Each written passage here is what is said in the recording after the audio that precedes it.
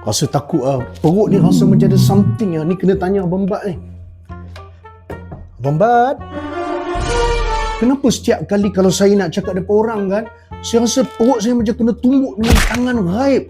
Takut Hai, itu bukan tangan gaib merepek Itu maksud dia perut awak tu tengah mogok Dan benda ni sebenarnya memang berlaku kalau kita tengah gemuruh. Dan kalau awak nak tahu, sistem badan kita ni dia macam alarm kereta. Alarm kereta kalau kita pandai handle dia, dia akan jadi satu ciri-ciri keselamatan.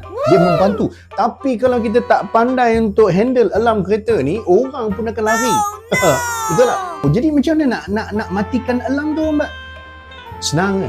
3 benda insya-Allah membantu. Yang pertama adalah tarik nafas dalam-dalam. Macam kita hirup bau nasi lemak macam mana? Okey. Yang kedua adalah fokus dekat audience, bukan dekat hati sendiri. Kalau kita hidup fikir pasal hati kita, memang kita akan takut. Tapi kalau kita fokus pada audience, kita nampak audience tu penting, insya-Allah akan membantu. Kita akan kurang rasa gemuruh. Faham? Dan yang ketiga adalah, mulakan dengan skrip yang awak dah hafal.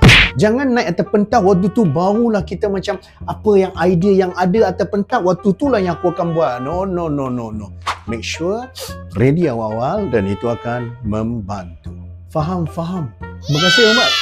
Belajar sesuatu? Belajar? Tanyalah dekat komen.